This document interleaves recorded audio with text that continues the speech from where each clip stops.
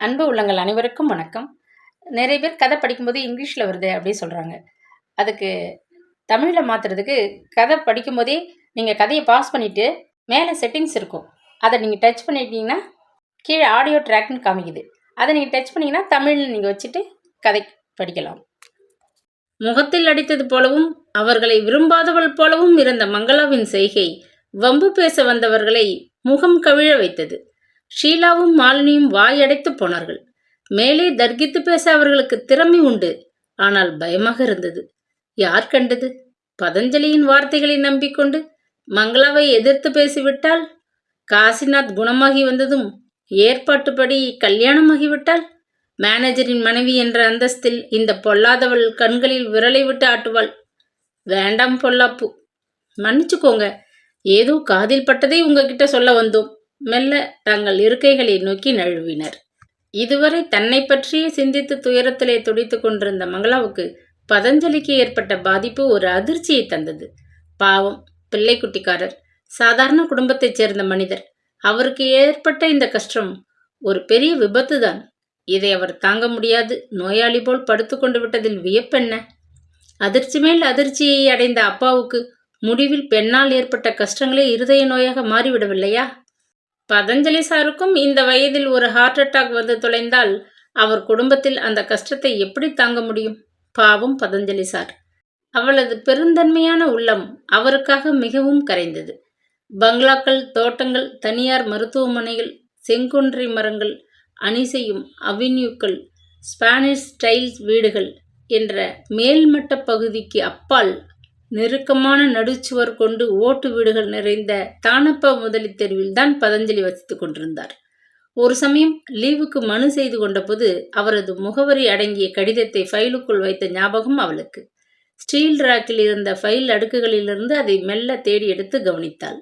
அலுவலகத்திலிருந்து அவர் வெகு தொலைவில் வசிக்கவில்லை என்று புரிந்து கொண்டாள். அன்று மாலை வேலை முடிந்ததும் அவள் ஹாஸ்டலுக்கு திரும்பவில்லை. பதஞ்சலி அலுவலகத்தில் ஒரு நெருடலான மனிதர்தான். பலரது வாழ்க்கையில் முள்ளாகத்தான் இருந்தார். ஆனால் பிறர் படும் கஷ்டங்களைக் கண்டு களிக்கும் மட்டமான குணமும் குரூர புத்தியும் மங்களாவுக்கு என்றும் இருந்தது கிடையாது. அவரை நேரில் பார்த்து பேச வேண்டும் என்று அவள் மனதிலே ஒரு ஆதங்கம். பஸ் நிலையத்திலிருந்து ஒரு சைக்கிள் ரிக்ஷாவில் அவள் தானப்ப முதலி தெருவை தேடிக்கொண்டு வந்தாள். மாலை பொழுது அமிழ்ந்து கொண்டு இருளுக்கும் வெளிச்சத்திற்கும் நடுவில் இருந்த இடைவெளி நேரம். 7ஆம் எண் வீடு. அந்த தெருவின் மத்தியில் இருந்த ஒரு சிறு ஓட்டு கட்டிடம். கோலம் போடாத வாசல் விரிச்சென்று துக்க வீடு போன்ற தோற்றத்தை கொடுத்தது. திண்ணைக்கு வெளியே பலத்ததொரு கம்பி கேட்டு தாளிடப்பட்டு பூட்டு தொங்கிக் கொண்டிருந்தது. வாயிலின் பெரிய மரக்கதவு இறுக்கமாக சாத்தப்பட்டிருந்தது. யாரையும் பதஞ்சலி பார்க்க விரும்பவில்லை என்பதற்கு இவை சான்றுகள். துணிவுடன் அவள் கேட்டின் முகப்பில் இருந்த அழைப்பு மணி பித்தானை அழுத்தினாள். கிர் கிர் என்று கத்தியது. யாரையும் காணவில்லை. சுற்றுமுற்றும் பார்த்துவிட்டு மங்களா பித்தானை மறுபடியும் அமுத்தினாள். பதஞ்சலி அவளை பார்த்து பேச மறுத்துவிட்டாள். சிறிது அச்சமாகவும் இருந்தது. 3வது முறையாக மணியை அவள் அடித்த பின்னர் தான் கதவு லேசாக திறக்கப்பட்டு ஒரு சிறிய பெண் வெளியே எட்டி பார்த்தாள். வீங்கி இடுங்கி விட்டிருந்த கண்கள், ஊப்பிய முகம், வாராத கூந்தல், அலுங்கி போன புடவை, நடுத்தர வயதில் பருத்துவிட்ட தோற்றம் எல்லாம் அவள்தான் திருமதி பதஞ்சலி என்று அழுத்தமாக அறிவித்தன. யாரது? அவள் கேட்கவில்லை. இடுங்கிய கண்களில் தேங்கி இருந்த கோபம் கேட்டது. மங்களான் பேர். பதஞ்சலி சார் வேலை பார்க்கிற ஆபீஸில் நானும் வேலை பார்க்கிறேன். அவருக்கு காய்ச்சல்னு கேள்விப்பட்டேன். என் லீவு சம்பந்தமாக அவரை பார்த்து ஒரு வார்த்தை கேட்டுவிட்டு போக முடிக்காது நிறுத்தினாள். திருமதி பதஞ்சலி முகத்திலே சிறிது அமைதி தெளிவாகியது. கேட்டு சொல்றேன். உள்ளே சென்றாள். சிறிது பொழுது கதவை நன்றாக திறந்து கொண்டு வந்து கேட்டுக்கு உள்ளே தொங்கிய பூட்டை திறந்தாள். வாங்க உள்ளே, கூடத்தில் தான் படுத்துருக்கார். செருப்புகளை நடையில் கழற்றி விட்டு மங்களா பின்தொடரும் முன் திருமதி பதஞ்சலி கூடத்து மின்விளக்கை பொருத்திவிட்டு சுவர் ஓரமாக உட்கார்ந்திருந்த 2 சிறுவர்களை எழுப்பி தன்னுடன் பின்பக்கம் தள்ளி கொண்டு சென்று விட்டாள். பனியனும் வேட்டியுமாக நெற்றியில் பட்டையாக மருந்து பத்து போட்டுக்கொண்டு பெஞ்சு மீது படுத்து கிடந்த பதஞ்சலி விருட்டென்று எழுந்து உட்கார்ந்தார். மழிக்கப்படாத தாடையும் சிவந்து வீங்கிய கண்களுமாக பதஞ்சலி ஒரே நாளில் பாதி உடலாக பெரும் காய்ச்சலிலிருந்து எழுந்தவர் போல ஒடுங்கி விட்டிருந்தார். மங்களாவை கண்டதும் அவரது கண்களில் ஆறாக கண்ணீர் பெருக்கெடுத்து கொண்டு விட்டது. உட்காருங்கம்மா, இன்னமும் நான் இந்த வேதனையும் வெட்கத்தையும் சுமந்து கொண்டு உசுரோட இருக்கேன். மேல் துண்டில் வாயை பொத்தி கொண்டு விம்மினார். ஓரம் சிறிது உடைந்து விட்டிருந்த ஒரு ஸ்டூலின் மேல் அவள் உட்கார்ந்து கொண்டாள். சுவர் ஓரமாக கட்டப்பட்டிருந்த சுவர் கொடியில் சின்ன சின்ன சட்டைகள், பேண்ட்டுகள், பாவாடைகள் தொங்கின. மூலையில் 2 புத்தக மூட்டைகள் சாய்ந்து கிடந்தன. விஜயாவிலிருந்து தொடங்கி மாடிப்படிகள் போல மனிதருக்கு வீடு கொள்ளும் மட்டும் குழந்தைகள். பெரிய குடும்பஸ்தன். அதன் சுமையை தாமே தனியாக சமாளிக்க முடியாதுதான் மூத்த மகளை வேலைக்கு அனுப்ப போக விபரீதம் நடந்து விட்டிருக்கிறது. மனிதர் ஒரேடியாக நொறுங்கி விட்டிருக்கிறார். பார்வையை மெல்ல பரவ விட்ட மங்களா ஒரு நொடியில் நிலைமையை ஊகித்து கொண்டு விட்டாள். வாய் கொண்ட மட்டும் வெற்றிலையை உதப்பிக்கொண்டு வேடிக்கையாக பேசி சிரித்து அட்டகாசமாக அலுவலகத்தை சுற்றி வந்தவர் இப்போது பச்சை குழந்தையைப் போல விசித்து அழுவதை காண அவளுக்கும் பரிதாபமாக தான் இருந்தது. என்னவோ காதில் பட்டது. ஆனால் நான் உங்களை பார்க்க வந்தது வேறு காரியத்துக்காக. தப்பாக நினைச்சுக்க வேண்டாம், குழைவாக கனிவாக சொன்னாள். கண்களை திறந்து அவளை மெல்ல நிமிர்ந்து பார்த்தார் பதஞ்சலி. உணர்ச்சிகளின் அழுத்தத்தில் வார்த்தைகள் நெஞ்சுக்குள் நொறுங்க அவரால் சற்றென்று பேச முடியவில்லை. எல்லோரை பற்றியும் வாய்க்கிழியே பேசினேன். அதுக்கு தண்டனையா இப்போ என்னை பார்த்து பலர் பேசும்படியா ஆச்சு. இந்த மூஞ்சியை வச்சுட்டு ஆஃபீஸுக்கு கூட வர முடியலை. என் நிலையில் வேறொருத்தன் இருந்தால் இத்தனை நாழி மானம் வெடிச்சே செத்து போயிருப்பான். என் மனைவி தங்கம், வாயில்லா பூச்சி. அவளையும் குழந்தைகளையும் நினைச்சு எச்சிலை விழுங்கி கொண்டு திணறினார். சார், நீங்க வயசிலும் அனுபவத்திலும் என்னை விட பெரியவர். இருந்தாலும் சொல்றேன், கஷ்டம், வேதனை, அவமானம் இதையெல்லாம் எப்பவாவது ஒரு சமயம் நிச்சயம் வாழ்க்கையில் ஒரு கோணத்திலே ஏதோ ஒரு ரூபத்திலே அனுபவிக்காத மனுஷர் உலகத்திலேயே கிடையாது என்று நினைக்கிறேன். உதாரணத்துக்கு என்னையே எடுத்துக்கோங்க. சின்ன வயசிலேயே தாயை இழந்து விட்டேன்.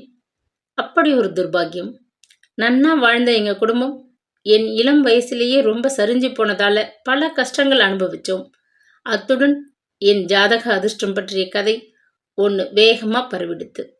அதை பற்றி கூட உங்களுக்கெல்லாம் தெரியும். என்னை பற்றின கவலையே அப்பாவுக்கு யமனாகி கொன்னுட்டது. அண்ணா மண்ணியோட ஒத்துக்காம நான் வெளியேறி வாழ முயன்றதை பற்றி பலர் பலவிதமாக பேசினா. முடிவிலே நல்லதொரு வாழ்க்கை அமைய போறதுன்னு நான் சந்தோஷப்பட்ட போது ஒரு விபத்து குறுக்கிட்டு என் ஆசையில் மண்ணை வாரி போட்டெடுத்து. இந்த நிலையிலும் நான் வாழ்ந்து கொண்டிருக்கிறேன். சாகலை. அப்படி இருக்கும்போது உலக அனுபவம் நிறைஞ்ச நீங்க மனம் தளரலாமா? என் பெண் என் தலையில கல்ல தூக்கி போட்டுட்டாம்மா. மறுபடியும் பதஞ்சலி வாயை துண்டால் அடைத்து கொண்டு விம்மினார். பதஞ்சலி கண்ணீர் வழியே துக்கம் தாளாமல் வாயை துண்டினால் மூடிக்கொண்டு விம்முவதைக் கண்ட மங்களாவின் மனம் நெகிழ்ந்தது.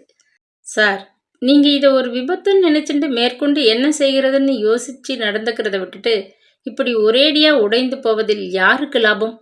வம்பு பேசுகிறவாளுக்கு அசை போட ஒரு பிடி அவள் கிடைச்ச மாதிரி நிலைமையை அப்படியே விட்டுடலாமா? தவறாச்சே. அம்மா மங்களா, நீங்க இப்படி பேசுறது என் மனதுக்கு ரொம்ப ஆறுதலா இருக்குமா. ஆஃபீஸில் இருந்து ஒருத்தர் கூட இதுவரை எட்டி பார்க்கலை. நான் கூட லீவை பற்றி பேசத்தான் வந்தேன். உங்க துயரத்தை கிண்டி கிளறி கேட்க வரலை. சார், எல்லோரும் ரொம்ப அனுதாபப்பட்டு கொண்டு தான் இருப்பா. நேரே பேச சங்கடப்பட்டு கொண்டு பதுங்கி இருக்கான்னு தோன்றுறது. என்னை பற்றி ஆஃபீஸில் பேசி சிரிக்கிறாப்புல எனக்கு ரொம்ப மலைப்பா இருக்கு. முன்மட்டை விழுகிறத பார்த்து பின்மட்டை சிரிக்க முடியுமா? யாருக்கு எந்த நிமிஷம் என்ன வருமோ யார் கண்டா? நம்ம ஆஃபீஸில் அப்படி குரூரமானவ யாரும் கிடையாதுன்னு நிம்மதியாக இருங்கோ. மிஸ் மங்களா, நீங்கள் சொல்கிறத கேட்டு நான் ரொம்ப வெட்கப்படுறேன். மனம் கூனி குறுகி வேதனைப்படுறது. வயசில் சின்னவா நீங்கள், ஆனால் குணத்திலே ரொம்ப உசந்தவளா இருக்கேன். நான் உங்கள் முன்னாடி ரொம்ப தாழ்ந்து நிற்கிறேன். உங்களுக்கு தெரியாது, உங்களை பற்றி, உங்கள் ஜாதக தோஷத்தை பற்றி ரொம்ப கேவலமாக பேசினவன் நான். எல்லார்கிட்டையும் வேடிக்கையாக உங்கள் வாழ்க்கையின் கடந்த கால விவரங்களை கதையாக கட்டிவிட்டவன் நான். அத்தோடையா உங்களை பற்றி டைரக்டர் பிரசாத்துக்கு மொட்டை கடிதம் எழுதினேன். கல்யாணம் நிச்சயமானதை கேட்டதும் பொறாமைப்பட்டுண்டு உங்களுக்கும் ஒரு அனாமதய கடிதம் எழுதி போட்டேன். மேனேஜருக்கு ஏற்பட்ட கார் விபத்தை பற்றி வேடிக்கையாக பேசி உங்கள் அதிர்ஷ்டத்தை இடிச்சு பேசி மகிழ்ந்தேன். இதை பற்றி உங்கள் அண்ணாவுக்கு டெலிஃபோனில் யாரோ சொல்வது போல பெயரை மாற்றி கொண்டு விளக்கினேன். இந்த அக்கிரமங்களுக்கெல்லாம் இப்போ எனக்கு பெரிய தண்டனை கிடைச்சிருக்கு. கலிகாலத்துல கை மேல பலன்னு சொல்வா. ரொம்ப உண்மையம்மா, உண்மை, தழுதழுத்தார். அந்த கடிதங்களை பற்றி அவரே சொல்லி ஒப்புக்கொண்டதை கேட்ட மங்களா நெஞ்சம் துணுக்குற்றாள். ஒரு கணம் கோபத்தில் அவள் உள்ளமும் உடலும் நடுங்கின. விரைவில் உணர்வுகளை சமாளித்து கொண்டாள். நீங்க செஞ்சதை ஒத்துக்கொண்டு விட்டேலே, அப்பவே அந்த தப்பெல்லாம் மறைஞ்சு போச்சுன்னு வச்சுக்கோங்க. எனக்கு உங்க மேல வருத்தம் இல்லை. என் வாழ்க்கையில் சில துன்ப நிகழ்ச்சிகள் ஏற்பட்டன. அதை மற்றவர்கள் பேசக்கூடாதுன்னு தடை உத்தரவு போட எனக்கு என்ன அதிகாரம் இருக்கு? என்னை பொறுத்தவரை மத்தவ படுற வேதனையை பார்த்து நான் அனுதாபப்படாவிட்டாலும் சிரிச்சு மகிழக்கூடாது, அப்படி ஒரு கொள்கை. அவ்வளவுதான். உங்களை பத்தி இப்பத்தான் அம்மா நான் புரிஞ்சுக்கிறேன். திமிர் பிடிச்சு போய் நான் உங்களுக்கு இழைச்ச தீமைகளை மறந்து மன்னிச்சிடுங்கோ. அப்பத்தான் எங்க குடும்பம் விளங்கும். கண்களில் நீர் பொங்க துயரம் தொண்டையை அடைக்க எழுந்து நின்று அவர் கை இரண்டும் கூப்பி வணங்கினார். மங்களா திடுக்கிட்டு எழுந்து விட்டாள். சார், என்ன இருந்தாலும் நீங்க வயசில் என்னை விட பெரியவர். மன்னிப்பின் பெரிய வார்த்தைகள் எல்லாம் வேண்டாம் சார். நடந்ததையெல்லாம் நான் மறந்துட்டேன். நீங்க ஏன் நினைச்சுண்டு வருத்தப்படணும்? நாளைக்கு நீங்க ஆபீஸுக்கு வந்தா என் லீவு மனுவை பார்த்து கையெழுத்திட்டு உதவணும்னு கேட்கத்தான் வந்தேன். நான் ஆபீஸுக்கு வர ரொம்ப கூச்சப்படுறேன் அம்மா. என் மகள் என்னை ரொம்ப அவமானப்படுத்திட்டாளே. அப்படி நீங்க நினைக்கவே கூடாது. விஜயாவுக்கு அந்த பையனை பிடித்து விட்டிருந்தது.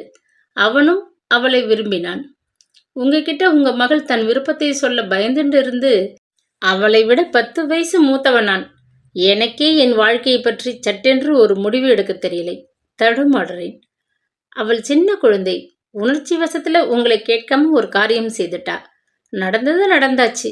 நீங்க அவ 2 பேரையும் சந்திச்சு பேசி வீட்டுக்கு அழைச்சிண்டு வந்து முறைப்படி எல்லாம் செய்யுங்கோ. எப்படி அம்மா அவளை வீட்டில் சேர்க்கறது? இப்போ என்ன நடந்துட்டுதுன்னு அவளை நீங்க ஒதுக்கணும். அந்த பையன் அவள் ஆபீஸுக்கு அருகே வேலை செய்கிறான்னு கேள்வி. படிச்சவன், புத்திசாலி, சம்பாதிக்கிறான். உங்கள் மகள் மீது அவனுக்கு விருப்பம். வீட்டில் சொன்னால் வரதட்சணை பிரச்சனை குறுக்கிடுமோன்னு பயம் அவனுக்கு. பையன் ஒரு வழியில் உங்களுக்கு தூர உறவுதானமே. அப்படி இருக்கும்போது இன்னமும் ஏன் தயக்கம்? உங்களால் அவன் தாய் கேட்கும் சீர், நகை இதையெல்லாம் கொடுக்க முடியாதே. கல்யாணம் தடைபட்டு போகுமேன் பயந்துண்டு அந்த பையன் இந்த குறுக்கு வழியை அனுசரிச்சிருக்கான். குடும்பத்துல சம்பாதிச்சு போட வேண்டிய பொறுப்பை விட்டுவிட்டு இப்போ உனக்கு கல்யாணம் எதற்குன்னு நீங்க அதட்டுவீங்களோன்னு விஜயா பயந்து போயிருக்கலாம். அதனால வெளியே கிளம்பி தாங்களே கல்யாணம் செய்து கொண்டு விட்டா. இது ஒன்றும் கேள்விப்படாத அதிசய சம்பவம் இல்லையே. நீங்க பேசுறத கேட்டா இந்த விபரீதத்துக்கு பெரியவதான் காரணம்னு ஒரு வழியில் தோன்றுறது. உங்க பெண்ணை நீங்களே ஒதுக்கி வைத்து அவமானப்படுத்துகிறத விட்டுட்டு நீங்களே முன்வந்து அவர்களை தேடி அழைச்சிட்டு வந்து முறைப்படி எல்லாம் செய்து அவர்களுக்கு வாழ்க்கை அமைச்சு கொடுத்தேன்னா இப்ப பேசுறவா எல்லோரும் வாயை கப்பென்று முடிக்கொள்வா. நீங்க சொல்றதிலும் உண்மை இருக்கு. இனிமேல நீங்க செய்கிற காரியம் இதுதான். நாளைக்கு பேசாம ஆபீஸுக்கு வாங்க. ஒண்ணுமே நடக்காதது போல் காரியங்களை கவனிங்கோ. யாருக்குமே எதையும் உங்ககிட்ட கேட்க துணிச்சல் வராது. என் சொந்த அனுபவம் சார். தங்கமணி, மங்களா அம்மாவுக்கு சூடா காஃபி கொஞ்சம் எடுத்துண்டு வா. உரத்த குரலில் பின்பக்கம் திரும்பி உத்தரவிட்டார். கதவு மறைவில் எல்லாவற்றையும் கேட்டுக்கொண்டு காஃபி டம்ளருடன் தயாராக நின்ற தங்கமணி சட்டென்று கூடத்திற்கு வந்தாள். உப்பியிருந்த அந்த முகத்தில் லேசான புன்னகை அரும்பி படர்ந்து வெளிச்சமிட்டது. பெற்றவள் அவள். பெண் பக்கம் பரிந்து கசுந்துருகி கொண்டிருந்தது அவள் உள்ளம். ஆனால் கணவனிடம் துணிச்சலுடன் பேச முடியாது தவித்து கொண்டிருந்தாள். அவள் சொல்ல நினைத்ததையெல்லாம் சொல்ல தெய்வம் போல வீட்டுக்குள்ளே வந்து உட்கார்ந்திருந்த மங்களாவை நன்றியுடன் பார்த்தாள். டம்ளரை முக்காலி மீது வைத்தாள். உங்களுக்கு ரொம்ப பெரிய மனசு அம்மா. நீங்க நன்னா இருக்கணும். பேச முடியாது தழுதழுத்தாள். ஒரு பெண்ணுக்கு இன்னொரு பெண் செய்ய வேண்டிய கடமை. நமக்கு நாமே விரோதியாகிவிட்டால் ஆண்கள் கிட்ட இருந்த அனுசரணையை எப்படி எதிர்பார்க்க முடியும்? மங்களா முறுவலித்தாள். நாளைக்கு நான் கட்டாயம் ஆபீஸுக்கு வரேன். கேட்கக்கூடாது. ஆனாலும் நாமெல்லாம் ஒரே இடத்தில் வேலை செய்கிற ஒரு உறவிலே தமையன் ஸ்தானத்திலே இருந்துட்டு கேட்கிறேன். கொஞ்ச நாள் எங்கேயாவது வெளியூர் போயிருக்கணும்னு தானே லீவு எடுக்கிறேன். அவசரப்பட்டு கொண்டு நீங்க எந்த முடிவுக்கும் வந்துவிடக்கூடாது. மேனேஜரை பற்றிய தகவல் சீக்கிரம் நம்ம டைரக்டரிடமிருந்து வரும். மிஸ்டர் காசிநாத் ரொம்ப நல்லவர், நேர்மையானவர். அவர் முடிக்காது அவளை கனிவுடன் பார்த்தார் பதஞ்சலி. மங்களாவின் கண்கள் கனத்தன. நெஞ்சு என்னவோ அடைத்தது. காஃபியை பருகிவிட்டு டம்ளரை வைத்தாள். இருட்டி போச்சு, நான் வரேன் சார். ரொம்ப நன்றி. கிளம்பினாள். பதஞ்சலி பரபரப்புடன் பேசினார். கொஞ்சம் இருங்கோ, முகத்தை அளமிண்டு உடமாத்திண்டு வரேன். இருட்டி போச்சு. நீங்க தனியா திரும்பி ஹாஸ்டலுக்கு போவது எனக்கு விருப்பம் இல்லை. ஊர் ரொம்ப கெட்டு கிடக்கு. நான் உங்க தமையன் நிலையில் கூட துணைக்கு வந்து ஹாஸ்டல் வாசலில் கொண்டு விட்டுட்டு வரேன். இந்த உரிமையை தயவு செஞ்சு எனக்கு கொடுங்கோ. இதை ஒரு பிராயச்சித்தமா நான் நினைக்கிறேன். நான் தடுமாற அவர் கெஞ்சி கேட்டபோது மங்களா மனம் கசிந்து போனாள். ஆகட்டும், காத்துண்டிருக்கேன். நீங்க கிளம்ப தயாராகுங்கோ, ஒன்னா போகலாம். முருவளித்தாள். அடுத்த நாளே மங்களா வேலையில் இருந்த 5 வாரங்களுக்கு விடுப்பு எடுத்துக்கொண்டு விட்டிருந்தாள். அவள் சொற்படியே அலுவலகத்திற்கு வந்த பதஞ்சலி அதற்கு ஆவண செய்து உதவினார். மாலை அவர் கிளம்பும் முன் எழுந்து அவள் மேஜை அருகே வந்தார். என்னென்னவோ சொல்லணும்னு நினைக்கிறேன், பேச தோணலை. ஆனால் நீங்க புரிஞ்சுக்குவேல். இத்தனை துன்பங்களையும் தாங்கிட்டு ஒரு சிறு பெண் நீங்க துணிவா இருக்கிறத பார்த்துத்தான் எனக்கு என் விஷயத்துல தெம்பு வந்திருக்கு. ரொம்ப நன்றி மிஸ் மங்களா. நல்ல ஓய்வு எடுத்துட்டு சுகமா திரும்பி வாங்கோ. எல்லாம் நன்னா முடியணும்னு பகவானை பிரார்த்தித்துக் கொள்கிறேன். மெல்லிய குரலில் உணர்ச்சியோடு அவர் சொன்னார். அத்தனையும் உண்மை என்று அவரது பேச்சும் முகமும் சொல்லின. புன்முறுவலுடன் விடைபெற்று கொண்டு அவள் கிளம்பினாள். 2 தினங்கள் சென்றன. தலைவி சியாமலா தன் சகோதரியிடமிருந்த கடிதத்தை எதிர்பார்த்து கொண்டிருந்தாள். 1 மாத காலத்திற்கு குறைவாகவே நாக்பூரில் தங்கப்போவதனால் மங்களா எல்லாவற்றையும் மூட்டை கட்டி கொண்டு போக விரும்பவில்லை. அவசியமில்லாதவைகளை தனது பெரிய பெட்டியில் போட்டு பூட்டிவிட்டு தலைவி வசம் பாதுகாப்புக்காக ஒப்படைத்தாள். தனக்கு தேவையான சில புடவை, ரவிக்கைகள், சோப்பு, சீப்பு இத்தியாதிகளை ஒரு சிறு பயணப்பெட்டிக்குள் அடுக்கி தயாராக வைத்து கொண்டாள். நாக்பூரிலிருந்து பதில் வந்ததும் டிக்கெட்டுக்கு சியாமலா ஏற்பாடு செய்து விடுவாள். அவள் கிளம்ப வேண்டியதுதான், அவ்வளவுதான் என்ற நிம்மதியில் மங்களா ஓரளவு அமைதியாக இருந்தாள். அன்று காலை அவள் மெல்ல படுக்கையை விட்டு எழுந்திருந்தாள். அலுவலகத்திற்கு ஓட அவசரப்பட வேண்டிய நிர்பந்தம் இருக்கவில்லை. தலைக்கு ஷாம்பு போட்டு வெந்நீரில் வெகு நேரம் சுகமாக ஸ்நானம் செய்தாள். ஈரத்தலையை துடைத்து கொண்டு கண்ணாடி முன் நின்றபடி மெல்ல ஒப்பனை செய்து கொண்டாள். இனி கொஞ்ச நாட்களுக்கு அவள் அவசரமாக காரியங்களை கவனிக்க தேவையில்லை. மெல்ல நிதானமாக எழுந்து குளித்து சாப்பிட்டு விட்டு தூங்கலாம்.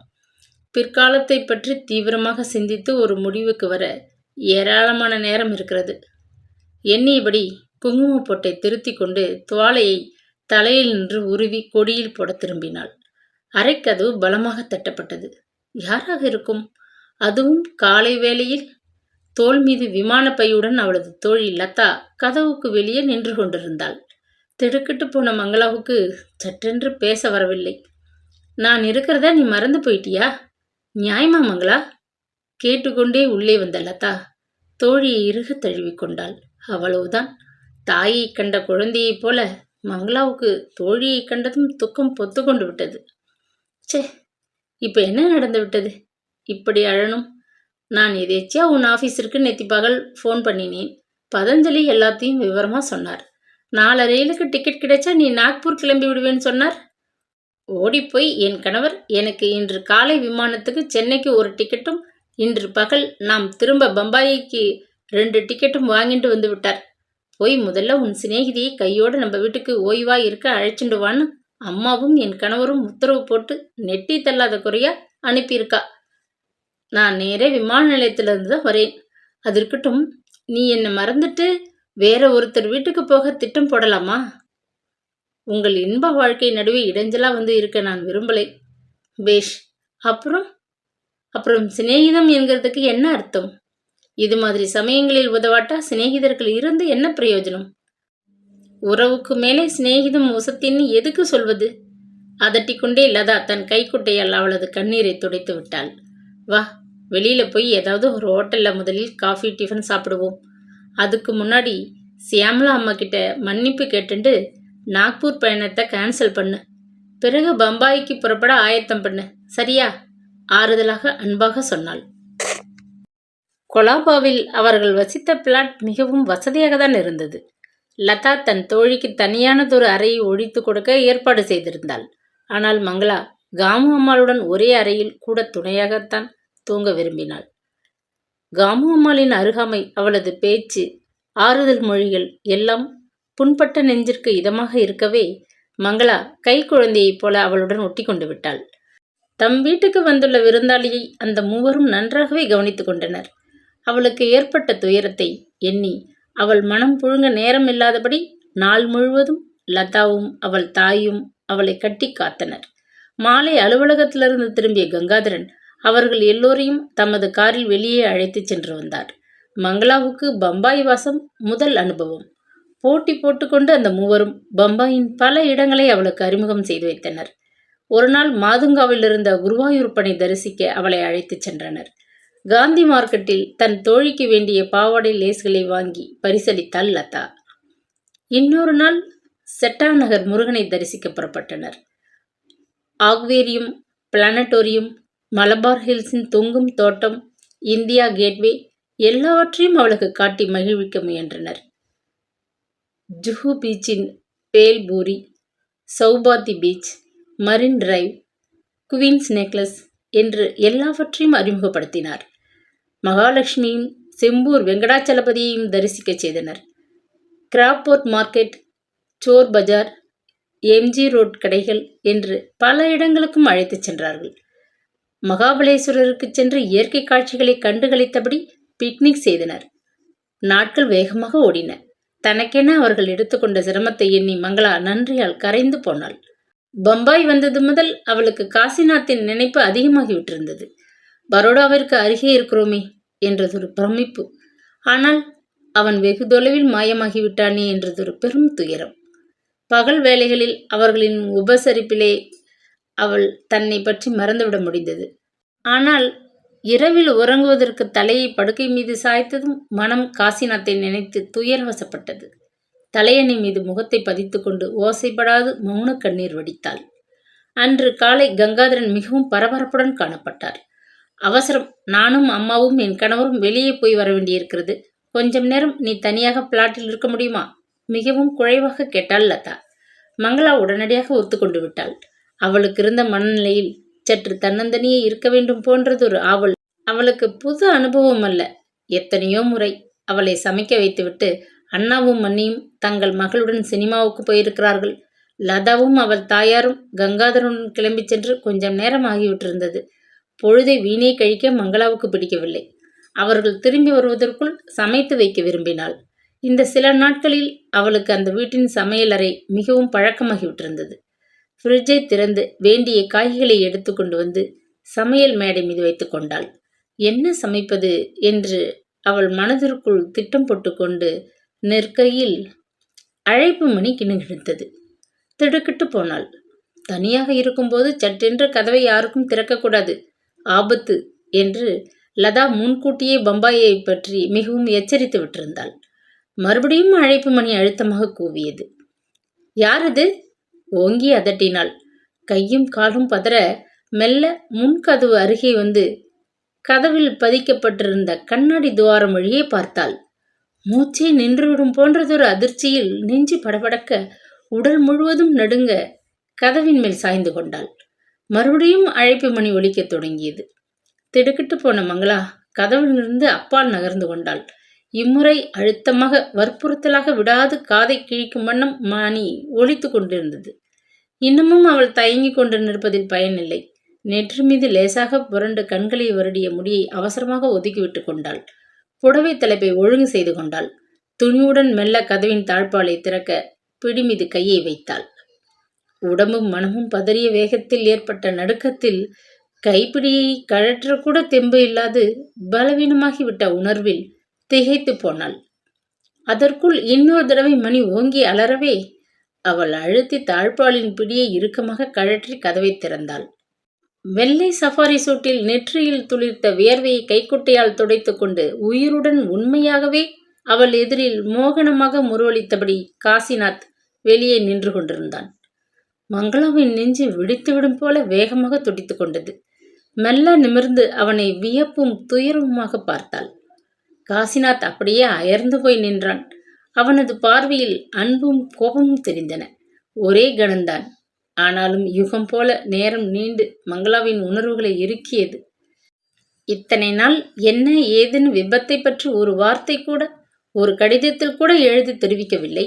இப்போது திடுதிப்பென்று என் சிநேகிதி வீட்டை தேடிக்கொண்டு வர தெரிந்திருக்கிறதாக்கும். தன் உடம்பை பற்றி ஏதாவது விவரம் தெரிவிப்பார்னு தினம் தினம் கடிதத்தை எதிர்பார்த்து ஏமாந்து என்னையே சித்திரவதைக்குள்ளாக்கிண்டு நான் பட்ட துன்பம் உங்களுக்கு தெரியுமா?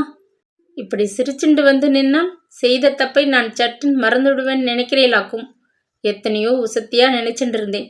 முடிவில் நீங்களும் ஒரு சராசரி மனிதர் தான் நிரூபிச்சிட்டேன். ரொம்ப நன்றி.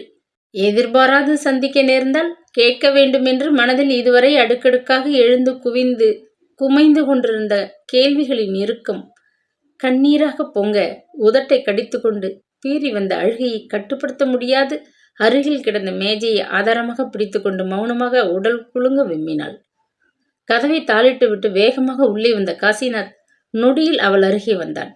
மிக்க உரிமையோடு அவள் முகத்தை நிமிர்த்தி கன்னங்களில் விழுந்த கண்ணீரை தன் கைக்குட்டையால் துடைத்து விட்டான். என்ன இது? எனக்கு இப்படி ஒரு வரவேற்பா? செல்லமாக அதட்டினான். மெல்ல அவனது கரத்தை தள்ளிவிட்டு மங்களா நகர்ந்து கொண்டாள். நான் இங்கே இருப்பதை பற்றி யார் உங்களுக்கு சொன்னது? ஜன்னல் பக்கம் பார்த்தபடி சிறிது கோபமாக கேட்டாள். ஒரு குருவி சொல்லியது. காசிநாத் சிரித்தான். விளையாட்டு இப்போ தேவையில்லை. உண்மை எனக்கு தெரிஞ்சாகணும். பதஞ்சலி சொன்னார்னு வச்சுக்கோயேன். அவருக்கு வேற வேலையே கிடையாது. வேற வேலை இல்லாமல் விஷமமாக எத்தனையோ செஞ்சுட்டு இருந்தார். இந்த ஒரு நல்ல காரியத்தையாவது மனுஷன் செஞ்சிருக்காரேன்னு சந்தோஷப்படு. அது கிடக்கட்டும். எனக்கு ஒரு வார்த்தை தெரிவிக்காமல் சென்னையிலிருந்து இங்கே நீ வந்திருப்பது பெரிய தப்பு தெரியுமா? எனக்கு ஒரு கடுதாசி போட்டு நிலைமையை தெரிவிக்காம நீங்க வாய மூடிண்டு இருந்தது எத்தனை பெரிய தப்புன்னு உங்களுக்கு புரிகிறதா? எல்லாவற்றையும் விவரமாக சொல்லத்தான் நான் நேரிலேயே வந்திருக்கிறேனே. உணர்ச்சி வசப்படாம நிதானமாக கேளு. தப்பு யார் மேலும் புரியும். நடந்ததை சொல்லிவிட்டு மேற்கொண்டு என்ன செய்யணுங்கிறத முடிவோடு தான் வந்திருக்கேன்னு சொல்ல போறேன். கொஞ்சம் பொறுமையா கேட்க முடியுமா? மங்களாவின் மார்பு திகிலில் வேகமாக துடித்தது. என்ன சொல்ல போகிறான் என்பதை ஓரளவு அவளால் ஊகிக்க முடிந்தது போல தோன்றவே அவளது கலவரம் பன்மடங்காக்கியது. சற்றென்று பேச முடியாது திணறினாள். நானும் உங்ககிட்ட கொஞ்சம் விவரமா பேசத்தான் விரும்புகிறேன். சென்னையை விட்டு புறப்பட்ட போதே நானும் ஒரு முடிவோடத்தான் கிளம்பி வந்தேன். அதனால நீங்களும் கொஞ்சம் பொறுமையா நான் சொல்வதை கேட்க முடியுமா? கோபத்துடன் அவனை தாண்டி சென்று சற்றென்று தாழ்பாலை நீக்கி கதவை அகலமாக திறந்து வைத்தாள். இது என் சிநேகிதியின் வீடு. அவர்கள் எல்லோரும் வெளியே போயிருக்கா. ஒரு சமயம் திடீர்னு வந்தாலும் வரக்கூடும். கதவை சாத்திண்டு அவர் வீட்டில் நாம் இருவரும் உள்ளே தனியே பேசிட்டு இருப்பதை பார்த்தால் விகல்பமா தோணும். அதனால் அவள் முடிக்கும் முன் காசிநாத் முன்னால் நடந்து சென்று கதவை மீண்டும் ஓங்கி சாத்தி தாளிட்டான். கதவை திறந்து போட்டு வைப்பது இங்கெல்லாம் ரொம்ப ஆபத்து. உன் சிநேகிதியும் அவள் கணவரும் தாயாரும் வருவதற்குள் நாம் பேச வேண்டியதை நிம்மதியாக பேசி முடித்துவிட முடியும். நான் இப்படி உட்காரலாமா? வந்ததிலிருந்து நின்னுண்டே பேசிக்கொண்டிருக்கேன். நீயும் என்னை உட்காரச் சொல்லலை. அப்படி ஒரு கோபம். சிரித்துக்கொண்டே அவன் முன்னறையில் கிடந்த ஒரு சோபா மீது சாய்ந்தபடி உட்கார்ந்து கொண்டான். அப்பொழுதுதான் மங்களா நன்றாக கவனித்தாள். அவன் சிறிது இளைத்து கருத்து விட்டிருந்தான். நெற்றியின் இடது பக்கத்தில் முடி ஓரமாக காதின் நுனி வரை கீற்று போல ஒரு வெள்ளை வடு. தலையில் அடிப்பட்ட காயத்தில் தையல் போட்டு பிரித்து விட்டிருந்த குறியுடன் காணப்படுவதை பார்த்தபோது அவள் நெஞ்சம் துணுக்குற்றாள். இந்த சந்திப்பின் முடிவு என்னவாக வேண்டுமானாலும் இருக்கட்டும். ஆனாலும் அவள் இப்படி பண்பற்றவளாக மரியாதை தவறியவளாக நடந்து கொள்வது மிகவும் பிசகாயிற்றே. காயம் ரொம்ப பலமா பட்டுட்டா போல இருக்கு. எனக்கு டைரக்டர் கூட விவரமா சொல்லலை. மழுப்பி விட்டார். வேற யாருமே எனக்கு எந்த தகவலும் தெரிவிக்கவில்லை. அவள் குரல் தழுதழுத்தது. டைரக்டர் பிரசாத் உன் நன்மைக்காகத்தான் அப்படி சொன்னார். 10 நாள் நினைவே தெரியாமல் நான் கிடந்ததை பார்த்திருந்தால் நீ ரொம்ப அயர்ந்து போயிருப்ப. அந்த விபத்துல நானும் டிரைவரும் பிழைச்சதே அதிசயம். டிரைவருக்கு பாவம் ரொம்ப பலத்த அடி. இன்னமும் நர்சிங் ஹோமில் தான் இருக்கான். எனக்கு உடம்புல ஒரு சின்ன சிராய்ப்பு கூட ஏற்படலை. ஆனால் தலையில் நல்ல அடி. என்னை கவனிச்ச டாக்டர் கூட முதல்ல ரொம்ப பயந்துட்டாராம். அவன் விவரிக்க அவள் திகிலுடன் துக்கத்துடன் கேட்டுக்கொண்டு நின்றாள். அவள் அண்ணா சொன்னதில் தப்பே இல்லை. அவளை மணந்து கொள்ள முன் வருகிறவனையெல்லாம் மரணம் துரத்துகிறதே. இதெல்லாம் எனக்கு ஒன்றும் தெரியாது. நான் எல்லாத்தையும் தப்பா புரிஞ்சுண்டு என்னையே குழப்பிண்டு இருந்தேன். கூட இருந்து உதவி செய்ய முடியாத தூரத்தில் இருந்தேனே என்று ரொம்ப வருத்தப்படுறேன். ஒரு பெரிய ஆபத்திலிருந்து நீங்க தப்பி பிழைச்சு வந்திருக்கேன். உங்க குருநாதரின் ஆசைதான் இதற்கு காரணம். என்னை கல்யாணம் பண்ணிக்கணும்னு தீர்மானிச்ச உடனேயே ஒரு பெரிய விபத்து உங்க உயிரை குடிக்க பார்த்து விட்டது. எனக்கு அப்படி ஒரு யோக ஜாதகம். யாரையும் குத்தம் சொல்லி பிரயோஜனம் இல்லை. நீங்க எடுக்க போகிற முடிவு எதுவானாலும் நான் ஒத்துக்கொள்வேன். இந்த கல்யாண ஒப்பந்தத்திலிருந்து நான் பிரிஞ்சிட சம்மதிக்கிறேன். நீங்கள் கவலைப்பட வேண்டாம். சொல்லி முடிப்பதற்குள் துக்கம் தாங்க முடியாது விம்மி விட்டாள்.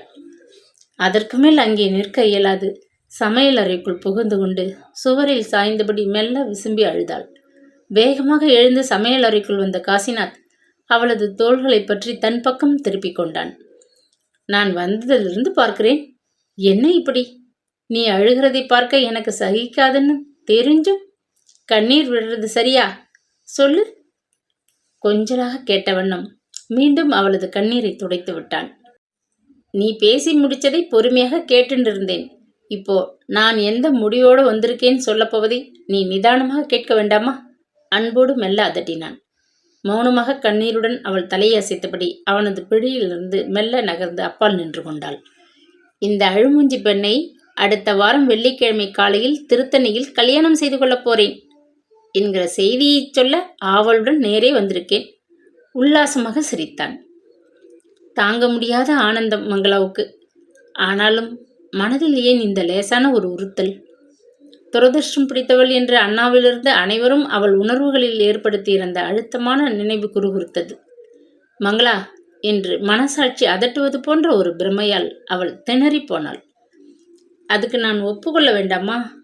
துயரத்துடன் திக்கினாள். ஏற்கனவே ஒப்புக்கொண்டாச்சு. இனிமே மாட்டான்னா யார் விட போறா? எங்கேயாவது போய் ஒளிஞ்சு கொண்டாலும் தேடி பிடிச்சு தாலியை கட்டிவிட மாட்டேன். என்னை பத்தி என்னதான் நினைச்சுட்டு இருக்கே? வேடிக்கையாக சிரித்தான். இந்த விபத்துக்கு பிறகு எனக்கும் ஒரு சந்தேகம் ஏற்பட்டெடுத்து. என் ஜாதகத்தில் ஏதோ ஒரு தோஷம் இருக்கத்தான் இருக்கு. நான்சென்ஸ். நான் நம்பலை. எனக்கு எந்த விதமான சந்தேகங்களும் கிடையாது. நம்ம 2 பேருக்கும் மனப்பொருத்தம் ஏற்பட்ட பிறகு மற்றதையெல்லாம் உதற வேண்டியது தானே நியாயம். எனக்கு ஏற்றத்தாழ்வு, ஜாதி மத வித்தியாசங்கள், சில தவறான கொள்கைகள், இவைகள் மேல் நம்பிக்கை கிடையாதுன்னு எத்தனையோ முறை உன்னிடம் பேச்சுவாக்கில் சொல்லியிருக்கேன். நான் தேர்ந்தெடுத்திருக்கும் பெண்ணை என் கண்கள் போல பாவிக்க சம உரிமை தந்து என் துணைவியா ஏத்தென்று நீண்ட காலம் வாழணுங்கிறது என் ஆசை. அதுவும் உனக்கு தெரிந்த விஷயம்தான். அப்படி இருந்தும் என் மேல உனக்கு ஒரு சிறு சந்தேகம். ரொம்ப ரொம்ப தப்பு மங்களா. சொல்லிக்கொண்டே மிக அருகில் வந்தான். ஆனால் நான் ரொம்ப துரதிருஷ்டம் பிடிச்சவள்னு ஒவ்வொரு நிகழ்ச்சியும் நிரூபிச்சு விட்டதே. இதெல்லாம் ஒருத்தர் வாழ்க்கையில ஏற்படும் எதிர்பாராத சம்பவங்கள்னு என் அபிப்பிராயம். இவைகளுக்கு ஒருவரை பொறுப்பாக்கி குற்றம் சாட்டுவது ரொம்ப தவறான போக்கு. மதியினம் என்றே சொல்லலாம். நடப்பது நடந்தே தீரும் என்று தெய்வ பலத்தின் மேல நம்பிக்கையுடைய யாரும் இந்த எதிர்பாராத சம்பவங்களுக்கு காரணம் அதில் சம்பந்தப்பட்ட மனிதர்கள்தான் பழி சுமத்தக்கூடாது. இது அறிவுக்கு ஒவ்வாத செய்கை. பண்பான மனிதர்கள் யாரும் செய்ய மாட்டார்கள்.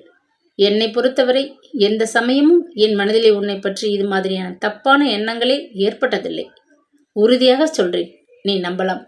உனக்கு இன்னும் சந்தேகமா? மெல்ல சிரித்துக்கொண்டு இன்னமும் சற்று அருகிலே நெருங்கி வந்தான். அதிர்ஷ்டம் என்கிறதை பற்றி ஒரு நம்பிக்கை பல காலமா மனதில் இருந்துட்டு இருக்கே. அவள் பேச முடியாது திணறினாள். அதிர்ஷ்டத்துல உனக்கு நம்பிக்கை இருக்குன்னா அது உன்கிட்ட பூர்ணமா இருக்குன்னு நான் சொல்ல போறேன். என்னை கல்யாணம் பண்ணிக்கணும்னு தீர்மானிச்சுட்டு மாங்கல்யத்தை எடுத்துட்டு குருநாதர் கிட்ட ஆசி வாங்க போன இடத்துல மண்டையை உடைச்சி கொண்டேலே, அதைத்தான் அதிர்ஷ்டம் சொல்ல போறேலா? உதட்டை கடித்து கொண்டு துயரமாக கேட்டாள். ஆமாம், மண்டையில் அடிபட்டது உண்மை. ஆனால் அத்துடன் ஒரு அதிசயம் நிகழ்ந்ததே, அதை சொல்றேன் கேட்டுக்கோ. கார் கதவை பூட்டாது சாத்தியிருந்ததினால் நொறுங்கின வேகத்தில் கதவு திறந்துண்டு நான் வெளியே உருண்டு சற்று தூரத்தில் விழுந்து கிடந்தேனாம். என் வலது கை சட்டப்பையை கெட்டியாக பற்றி கொண்டிருந்ததாம். என் குருநாதர் சொன்னார். அந்த சட்டப்பையில்தான் உன் கழுத்தில் ஏறப்போகிற மாங்கல்யத்தை ஒரு காகிதத்தில் மடித்து பத்திரமாக வைத்துக் கொண்டிருந்தேன். அதுதான் என்னை பெரிய ஆபத்திலிருந்து, ஏன் மரணத்திலிருந்து காப்பாற்றியதுன்னு நினைச்சுக்கோயேன். உனக்குத்தான் அதிர்ஷ்டத்தில் நம்பிக்கையாச்சே. உன் கழுத்தில் ஏறும் முன்பே அது எனக்கு ஒரு பெரும் பாதுகாப்பு அளிக்கும் சக்தியாக இருந்தது. ஏறின பின் எனக்கு பல நலன்களை வாரி வழங்கி என் வாழ்வை இனிமையாக்கப் போகிறதுன்னு ஏன் நீ நம்பக்கூடாது? மிக மிக அருகில் நெருங்கி அவளது முகத்தை நிமிர்த்தி கண்களை மறைத்து கொண்டு நெற்றி மீது புரண்ட கூந்தலை ஒதுக்கிவிட்டு அன்போடு பார்த்தான். மங்களா, நீ என் உயிர். இன்னும் என் மேல் சந்தேகமா? மங்களா, கொஞ்சம் சரி. வாழ்நாள் முழுவதும் என் மனைவிங்கிற ஸ்தானத்தில் நீ எப்பொழுதும் மகிழ்ச்சியாக இருக்கணும். அந்த தகுதியை நீதான் எனக்கு தரணும். எங்கே கொஞ்சம் சிரிக்கணும். மங்களா தாங்க முடியாத மகிழ்ச்சியில் சிரித்தாள். அழுதாள். மறுபடி சிரித்து விட்டாள். நாம 2 பேரும் வரும் வெள்ளிக்கிழமை திருத்தணியில் தம்பதிகளாக போகிறோம். அதுக்கு முன்னாடி நாளைக்கு நாம் பரோடா போய் என் குருநாதரிடம் முன்கூட்டியே ஆசீர்வாதம் வாங்கிக்கணும். நீ என்னோட புறப்பட தயாராகணும். சரிதானே? மகிழ்ச்சி பொங்கிய மௌனத்தில் மங்களாவின் சம்மதம் தெரிந்தது. ஆமாம், இத்தனை நாளி நான் பேசிண்டே இருக்கேன். தொண்டை காஞ்சு போச்சு. ஒரு கப் டீ கூட போட்டு தர மாட்டேங்கிறியே. இப்படித்தான் என்னை நம்ம வீட்டில் கவனிச்சுக்க போறியா? துள்ளிக்கொண்டு மங்களா நகர்ந்தாள். மன்னிச்சுக்கோங்க, ஒரு நிமிஷத்தில் டீ போட்டுட்டு வந்துடுறேன்.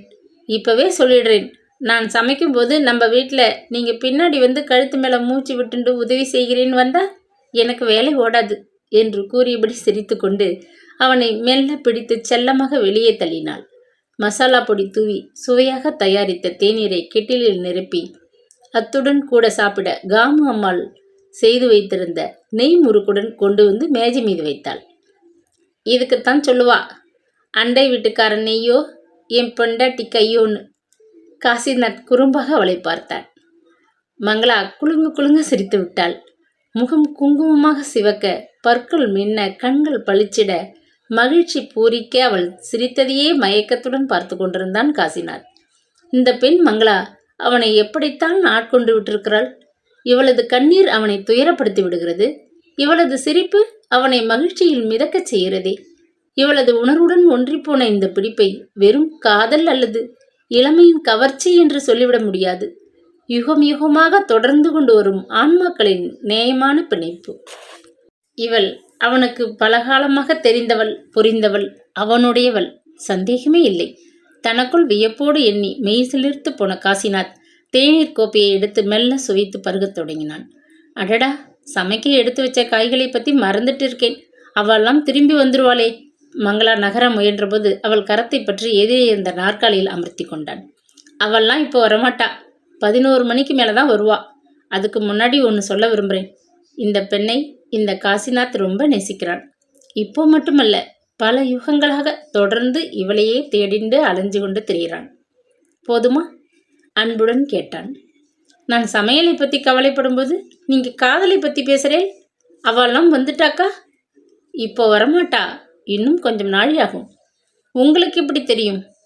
இப்படி திடீர்னு வந்து கதவை தட்டி உன்னை திகைக்க வச்சு தனிப்பட்ட முறையிலே நம்ம கல்யாணத்தை பற்றி உன்கிட்ட நானே சொல்லணும்னு ஏற்பாடு செய்தது உன் சிநேகிதி லதாவும் அவள் கணவரும் தான். அப்படின்னா அவளுக்கு எல்லாம் தெரியுமா? திகைப்புடன் கேட்டாள் அவள். மங்களாவுக்கு அவனது வார்த்தைகள் வியப்பையும் மகிழ்ச்சியும் அளித்தன. அவளது திகைப்பை கண்ட காசிநாத் தொடர்ந்தான். நீ வீணா பாவம் பதஞ்சலி மேலே தப்பு கண்டுபிடிச்ச. பரோடாவில் நான் உடம்பு தேறி ஓய்வாக இருக்கச்சே என்னோட கங்காதரன் டெலிஃபோனில் பேசினார். நீ இங்கே வந்து தங்கியிருப்பதை தெரிஞ்சு நான் கவலைப்படக்கூடாதுன்னு தைரியம் சொன்னார். லதா உன்னை ரொம்ப கவனிச்சிக்கிறதா சொன்னார். உண்மையில் லதா ஒரு நல்ல சிநேகிதி. இதற்கு பின் மலபார் ஹில்ஸில் டைரக்டர் பிரசாத்துக்கு இருக்கிற ஒரு கெஸ்ட் ஹவுஸில் நான் ஓய்வுக்காக தங்கின போது தினமும் லதாவும் அவள் கணவரும் என்னை வந்து சந்தித்து கல்யாண ஏற்பாடுகளுக்கு பெரும் உதவி செய்தார்கள். இப்போ கூட கல்யாணத்துக்கு வேண்டிய சில முக்கிய ஜாமான்களை வாங்கத்தான் போயிருக்கா. நான் உன்னை உடனடியாக சந்திக்கணும்னு துடிச்சப்போ லதா தான் கல்யாணத்துக்கு தேதி வச்சு எல்லா ஏற்பாடுகளையும் முடித்து கொண்டு திடீர்னு சந்திச்சு உன்னை சந்தோஷப்படுத்தணும்னு தீர்மானிச்சா. லதா ரொம்ப பொல்லாதவள். என்கிட்ட இதெல்லாம் பற்றி மூச்சே விடலை. வெட்கத்தில் மங்களா தன் கை விரல்களை நெருடி கொண்டாள். பதஞ்சலி கிட்ட நேத்திக்கு ஃபோனில் பேசினேன். நம் கல்யாணத்தை பற்றி சொன்னபோது அவருக்கு மகிழ்ச்சி பிடிபடலை. சார், நீங்கள் லீவில் அங்கே இருக்கிறப்போ நான் ஆஃபீஸ் காரியங்களை கவனமாக பார்த்துக்கிறேன். கவலைப்பட வேண்டாம். அது என் பொறுப்பு. அத்தோட ஒரு சின்ன வேண்டுகோள். ஆஃபீஸை சேர்ந்த நாங்கள் எல்லாம் ஒன்றாக கூடி உங்களுக்கு ஒரு ரிசப்ஷன் உட்லண்ட்ஸில் ஏற்பாடு பண்ண போகிறோம். அதை நீங்க மறுக்காம ஏத்துக்கணும்னு கெஞ்சினார். சரின்னு ஒத்துக்கொண்டேன். கங்காதரன் தன் சிநேகிதன் மூலம் திருத்தணியில் கல்யாணத்துக்கு ஏற்பாடுகள் பண்ணிவிட்டு அழைப்பிதழ்களையும் அச்சிட்டு கொடுத்துட்டார். முருவளித்தபடி தன் சபாரி சூட் பையில் இருந்த அழைப்பிதழை அவள் முன் வைத்தான். மிஸ் மங்களா, இந்த கல்யாணத்தை சுபமாக நடத்தி கொடுக்கணும்னு நான் ரொம்ப கேட்டுக்கிறேன். முடியுமா? அவள் கரங்கள் இரண்டையும் பற்றி கொண்டு சிரித்தான். மணியாகிறது விடுங்கோ, சமையல் அப்படியே நிற்கிறதே. மனம் நிறைந்த மகிழ்ச்சியில் திளைத்தவளை மீண்டும் நாற்காலியில் அழுத்தமாக இருக்கினான். உனக்கு குருவி ஜோசியம் கைரேகை பார்க்கிறது இதிலெல்லாம் நம்பிக்கை இருக்கும்னு நினைக்கிறேன். தேநீர் குடித்ததும் அந்த கோப்பையின் அடியிலே தங்கி பரவி கிடைக்கும் தேயிலைகளை பார்த்து ஆருடன் சொல்றதை பற்றி கேள்விப்பட்டிருப்பேன். டீக்கப் ஜோசியம் பற்றி எனக்கு கூட கொஞ்சம் தெரியும், கத்துன்னு இருக்கேன். ரொம்ப வேடிக்கை பண்றேன், செல்லமாக சினிங்கினாள் பங்களா. கையில் காலி கோப்பையை எடுத்துக்கொண்டு அதற்குள் கவனமாக பார்ப்பது போன்று நடித்துவிட்டு காசிநாத் சிரித்து கொண்டே சொன்னான். இதில் எல்லாம் என் கண்முன் பளிச்சென்று தெரிகிறது. இந்த மங்களாவுக்கும் காசிநாத்துக்கும் ரொம்ப விமரிசையாக வெள்ளிக்கிழமை காலையில் திருத்தணியில கல்யாணம் ஜம்முன்னு நடக்கிறது. சமையலை மேற்பார்வை செய்ய பதஞ்சலி ஓடிக்கொண்டிருக்கிறது தெரிகிறது. அவசரமாக ஒரு லட்டை வெண்டு தின்னு ருசி பார்க்கிறார் மனுஷன். பெரிய சாப்பாட்டு ராமன். அட, இந்த கல்யாண பெண் ரொம்ப சிரிக்கிறாளே. ஆமாம், அவ அண்ணாவும் மன்னியும் கூட கல்யாணத்துக்கு வந்து ஆசி பண்றதை பார்த்தது முகத்திலே அத்தனை பெரிய சிரிப்பு. பிரசாத் என்னவோ வேடிக்கையா மணமகனிடம் பேசுறார். கல்யாணத்தை உடனே பதிவு செஞ்சுக்கோங்க, பிற்காலத்துக்கு அது நல்லதுன்னு உபதேசிக்கிறார் போல இருக்கு. ஹனிமூன் எங்கேன்னு யாரோ கேட்கிறார். ஊட்டிக்கு போறதா ஏற்பாடுன்னு கங்காதரன் இறைஞ்சி எல்லோருக்கும் கேட்கிறாப்புல சொல்றார். என்ன, அவ பேசுறதெல்லாம் கூட கேட்கிறதே. ரொம்ப அதிசயம் இது. போங்கோ, ரொம்ப தமாஷ் பண்றேன். இத்தனையும் இந்த சின்ன கப்புக்குள்ளே உங்க கண்ணுக்கு தெரியறதாக்கும். பரிகாசம் பண்றதுல ரொம்ப கெட்டிக்காரர் நீங்க, மகிழ்ச்சியுடன் சொல்லிக்கொண்டு அவள் உள்ளே புக எழுந்தாள்.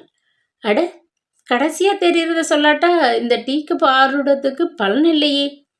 பெங்களூருக்கு காசிநாத் வேலை உயர்விலை போறாப்புல தெரியுறது. இது என்ன ஒரு அழகான வீடு. கம்பெனி லோன் வாங்கி வீடு கட்டி கொண்டு விட்டான் போல இருக்கு. மங்களா செட்டும் கட்டுமா குடுத்தனம் பண்ணி பணத்தை சேர்த்து கொடுத்துருக்கா. வீடு சின்னதா இருந்தாலும் அழகான ஒரு தோட்டம் கூட இருக்கு. தோட்டத்துல பசும்புல் தரை மேல ஒரு நாய்க்குட்டி விளையாடுறது. அட, அதை துரத்துண்டு 4 குழந்தைகள், 2 பெண் குழந்தைகள், 2 பிள்ளைகள்.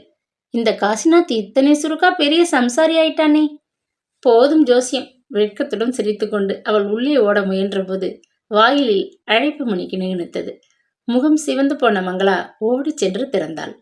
என்ன மங்களா, வெள்ளிக்கிழமை காத்தால கல்யாணமாமே. பெண்ணும் மாப்பிள்ளையும் எங்களுக்கு தெரியாம என்னவோ ரகசிய திட்டம் முகத்துண்டு இருக்காப்புல இருக்கு. கலகலவென்று சிரித்தபடி உள்ளே நுழைந்த லதா தன் தோழியை நெஞ்சோடு இறுக தழுவி கொண்டாள். இன்னைக்கு சமையல் எதுவும் நடக்காதுன்னு தெரியும், அதனால வழியிலேயே கொஞ்சம் சப்பாத்தியும் சப்ஜியும் வாங்கிட்டு வந்துட்டேன். நல்லதா போச்சு, காமு அம்மாள் சந்தோஷமாக சொல்லிக்கொண்டு உள்ளே வந்தாள். இதெல்லாம் கொண்டு போய் முதல்ல உள்ளே வச்சுட்டு வரேன். கைகளில் சுமையாக தூக்கி கொண்டு வந்த ஜாமான் பார்சல்களை வைக்க எதிர்பக்கத்து அறைக்குள் சென்றார் கங்காதரன். இங்கே வாங்கோ எல்லோரும், இந்த பெண்கிட்ட கேட்க வேண்டிய முக்கியமான கேள்வி இருக்கு, லதா உரத்த குரலில் சொன்னாள். காசிநாத்துக்கும் யாரும் இல்லைன்னு மங்களா நினைக்க வேண்டாம். நானும் என் கணவரும் பிள்ளை வீட்டுக்காரர்களாக கட்சி மாறிவிட்டோம். இந்த கல்யாணத்துல வரதட்சணை சீர் இதை பத்தி ஒண்ணுமே எங்களுக்கு தெரிவிக்கலையே. புடவை தலைப்பை இழுத்து செருகி கொண்டு முன் வந்தாள் லதா. நான் என் மனதிலே ஒரு லிஸ்ட் தயார் பண்ணியிருக்கேன், சொல்லட்டுமா? சிரித்தாள். மங்களாவுக்கு யாரும் இல்லைன்னு நீயும் நினைக்க வேண்டாம். நான் இதோ அவள் தாயார் இருக்கேன், என்கிட்ட கேள். காமு அம்மாள் போலியான கோபத்துடன் மகள் முன்னால் நின்றாள். காசிநாத் விரும்பி என் பெண்ணை கேட்டு கல்யாணம் செய்திருக்கிறார். அதனால வரதட்சணை சீர் என்கிற ஐட்டங்கள் அடிபட்டு போயிட்டது. இந்த பெண்ணை நானே கொள்வேன்னு வந்து மாப்பிள்ளை நிற்கணும். அதனால் பெண்ணுக்கு பெருமை ஏற்படணும் நம்புறவன் நான். அதனால் இங்கே வரதட்சணை கிடையாது, சீர் கிடையாது. தங்க விக்கிரகம் போல இருக்கிற இந்த பெண் தான் அவரது வருங்காலத்து சகல சம்பத்துக்களுக்கும் நினைக்கணும். சொல்லப்போனா கல்யாண செலவு முழுவதும் மாப்பிள்ளை வீட்டை சேர்ந்ததுன்னு தான் சொல்லுவேன். போனா போறதுன்னு நாங்களும் எங்களால் ஆனதை ஏதோ செய்கிறோம், அவ்வளவுதான். இந்த கல்யாணத்துல 2 வீட்டுக்காரர்களும் சமம். ஒருத்தர் உயர்ந்தவா, இன்னொருத்தவர் அவளுக்கு தாழ்ந்து படிஞ்சு போகணுங்கிற கதையெல்லாம் மூட்டை கட்டி வச்சாச்சு. இந்த கல்யாணத்தினால காசிநாத் எப்படி மங்களாவுக்கு ஒரு நல்ல கணவனாக அமைகிறாரோ, அதை போல மங்களாவும் அவருக்கு ஒரு நல்ல மனைவியாக அமைகிறாள். 2 பேரும் ஒருவருக்கொருவர் துணை. வாழ்வின் காலம் முழுவதும் துணைவர்கள். புரிஞ்சுதா? காமு அம்மாளும் சந்தோஷத்துடன் ஆர்ப்பரித்தாள். போதும் சம்மந்தி சண்டை. ஜாமான்கள் எல்லாம் சரியா வாங்கியாச்சான்னு கொஞ்சம் எண்ணி பார்க்கலாமா? மனைவியிடம் கேட்டார் கங்காதரன். அதற்கு பின் அந்த பிளாட்டே சிரிப்பில் குலுங்கியது. மங்களாவின் திருமணம் திருத்தணியில் விமரிசையாக அந்த வெள்ளிக்கிழமை விடியற்காலை முகூர்த்தத்தில் இனிதே நடந்தேறியது. அவளது அண்ணாவும் மன்னியும் வந்திருந்து சிறப்பாக நடத்தி கொடுத்து தம்பதிகளை ஆசீர்வதித்தது ஒரு விசேஷ நிகழ்ச்சி. அதைவிட அதிசயமான சம்பவம், அவளுடைய 2 சகோதரிகளும் தங்கள் கணவர்களுடன் வந்து கல்யாணத்தில் கலந்து கொண்டு அதை நிறைக்கச் செய்தது. டைரக்டர் பிரசாத் மணமக்களுக்கு கணிசமானதொரு தொகையை காசோலை வடிவில் மனப்பரிசாக தந்து வாழ்த்து கூறினார். பதஞ்சலி ஏற்பாடு செய்த ரிசப்ஷனில் மணமக்கள் மகிழ்ச்சியுடன் கலந்து கொண்டனர். தேன் நிலவுக்கு கிளம்பும் முன் தான் வசித்த வீட்டின் விளக்கை ஏற்றி வைக்க மனைவியை அழைத்து கொண்டு சென்ற காசிநாத் மகிழ்ச்சியின் எல்லையில் இருந்தான். பளபளவென்று புது மெருகில் மின்னிய குத்து விளக்கை ஏற்றிவிட்டு குருநாதர் படத்திற்கு இருவரும் விழுந்து நமஸ்கரித்து எழுந்தனர். மங்களா, அந்த தவறான நம்பிக்கைகளை மனதிலிருந்து உதறிவிட்டு இனி என் மேல பூரண நம்பிக்கை வச்சுண்டு என்னோட சந்தோஷமா வாழ விருப்பம்தானே? கேட்டான் காசிநாத். கட்டும் சிட்டுமாக வாழ்ந்து நீங்கள் கற்பனை செய்த அந்த வீட்டை கட்டி அழகான தோட்டம் பயிரிட்டு அதில் நம் குழந்தைகள் விளையாடுறதை பார்க்க ரொம்ப விருப்பம். 4 குழந்தைகள் வேண்டாம், 2 போதும். மகிழ்ச்சியோடு சிரித்த மனைவியை நெஞ்சோடு தழுவிக்கொண்டு இன்ப பெருமூச்செறிந்தான் மங்களாவின் கணவன். கதையை கேட்டு ரசித்த அனைத்து உள்ளங்களுக்கும் நன்றி. அடுத்த கதையில் சந்திக்கலாம்.